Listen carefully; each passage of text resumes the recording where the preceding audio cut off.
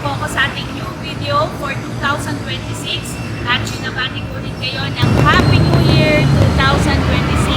I am here to help you to complete your bucket list in investing a condo here in Mandaluyong City.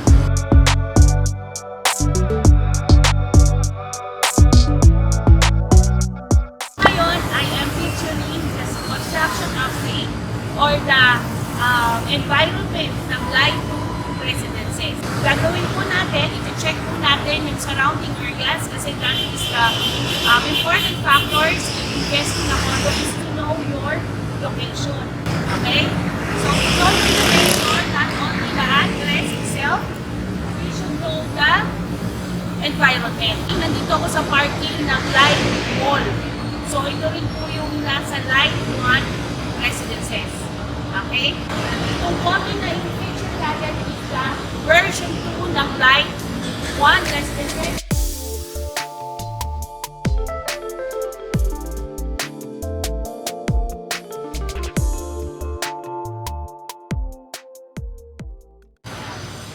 Konti na lang gagawin siguro yung mga per unit, pinokompleto lang yung mga fixtures.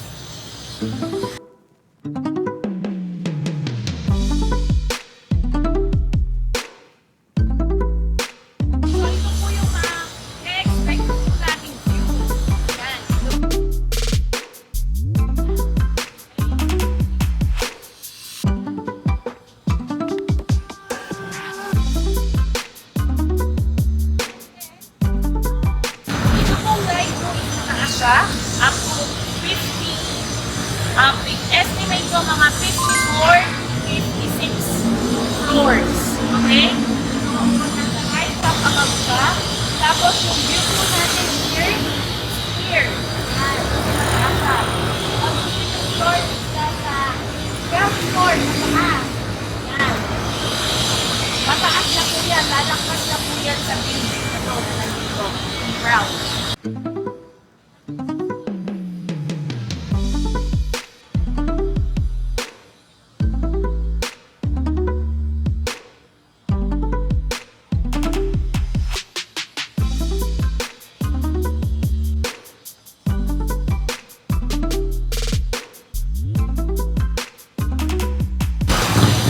Nakita nyo na po yan. Yan. Ginagawa na po yung connection ng Light 2 sa Light 1. Yan.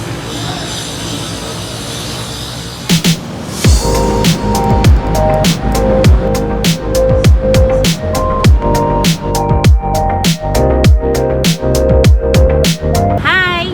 Nandito na ako sa 8th floor ng Light 2 Residences Construction Area. Okay? So, yung huling punta ko, wala pang tiles yung mga swimming pools. Kasi marami itong swimming pool eh. Yung mga lalim na yan, may pang bata, may pang maganda. Yan. Tapos, punta mas mataas na po. Okay? Limited lang po yung chance po natin na maglakad. Kasi nakita nyo, naka-function siya. Gusto nating sumunod sa protocol ng engineering for our safety. So, just at least matatanaw na po natin yung latest development. Ayan. Pumunta ako, wala pang pintura yung exterior ng light. Ngayon, meron na. Marami nang malalim na nilagay for the swimming pool. Ayan. Kasi yun yung highlight nitong light 2 eh. Amazing yung swimming pools niya, ang dami. Ang daming mga water features. Yan, yung amenity area. Okay? Yan, punta pa tayo dito. Yan, naayos na.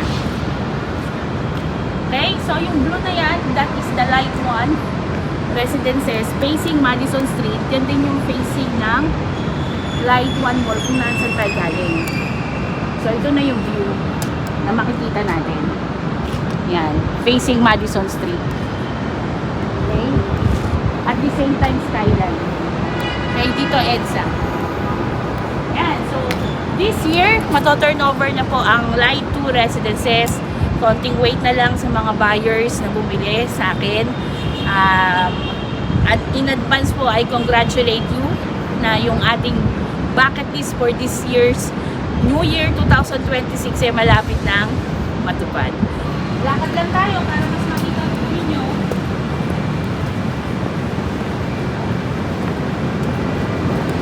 Yan. So, ito naman yung other side. Tapos, nandito rin yung mga elevator.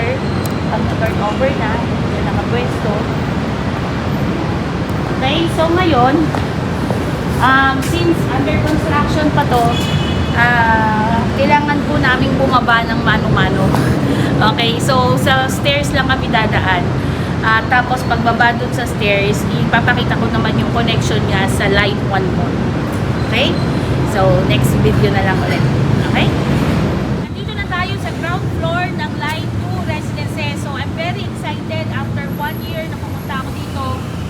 Malapit na siyang i-turn over. At ito na, naka-ready na yung connection ng Light 2 sa Light 1 Mall. Ayan. Okay, nandito natin tayo sa Madison Street. Sa labas lang dito. Ngayon, nakikita na talaga natin yung connection niya sa MRT. Okay?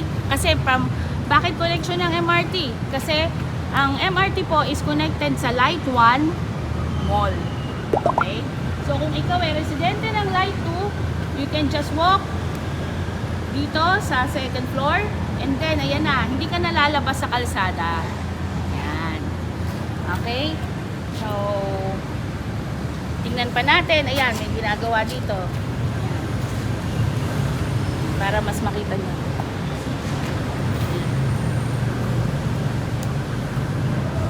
Ayan. So, medyo rush na yung ating engineering dahil sa target date natin 2023.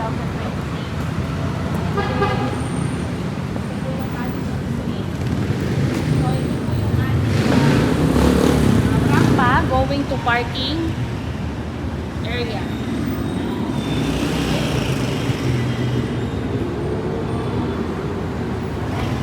Okay. So, I'm very excited dahil natutuwa ako kaya ako pinidyo, nakaporma na yung ating connection sa Light 1. Okay? So, hindi nyo kailangan ng sasakyan talaga dito sa Light 1 Residences.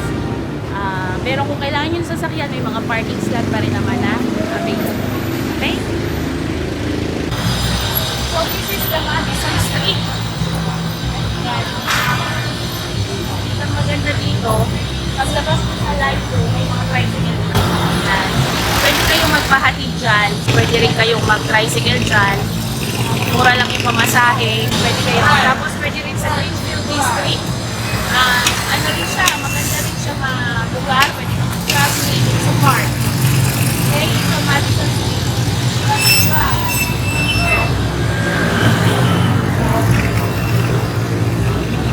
Ang mandalong yung pag inaretso mo yan, slide Makati. And then this is your gateway going to 5 to 10 minutes drive lang. Yan ang daanan. And then sa kabilang side, syempre, ito na po yung EDSA. Light 1.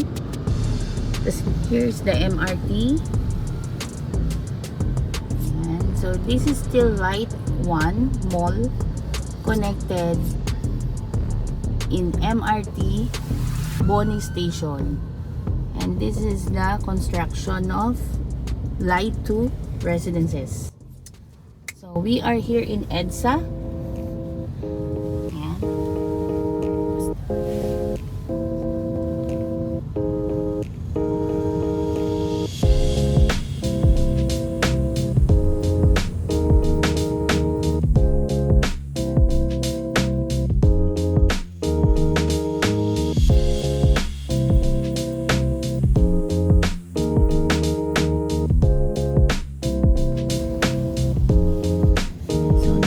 For turnover this year 2026, the Tower 1 and 2. So katabi po niya yung iconic na classic na Ricoa chocolate.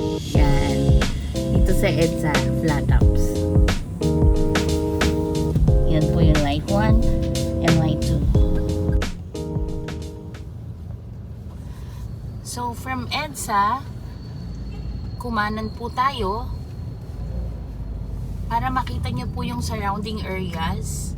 Sa likod naman ng Light 2 residences, no? Para makita niyo yung environment going to light 2 residences, hindi lang yung EDSA side, pati itong Mandaluyong city, kasi this is the emerging business district here in Metro Manila. So look, so this is your environment. So kung gusto nyo mag-walking, mag-jogging every morning, pwede. Okay, yan, may mga lugar dyan na pwede kayong tumakbo. Yan, marami na rin po mga residential areas din dito. So yung community po natin is like a city life. Yan. So ito po yung environment on the other side ng EDSA.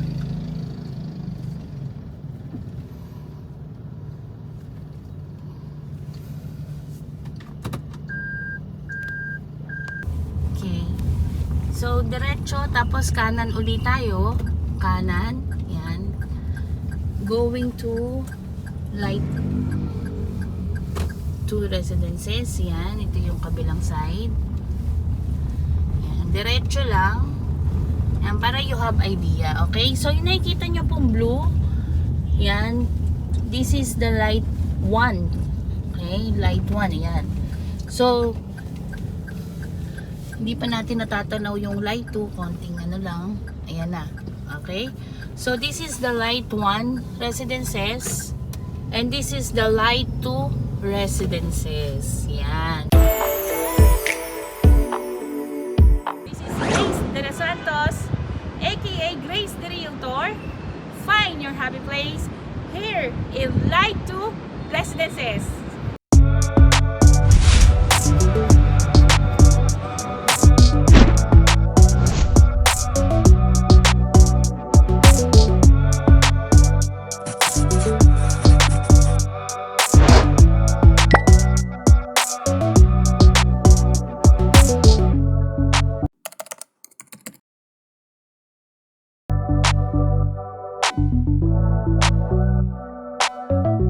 Titingnan naman natin yung side pag nasa MRT. Paano pumunta sa MRT? So talagang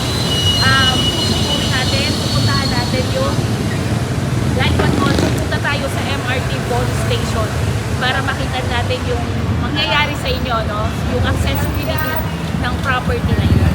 Okay?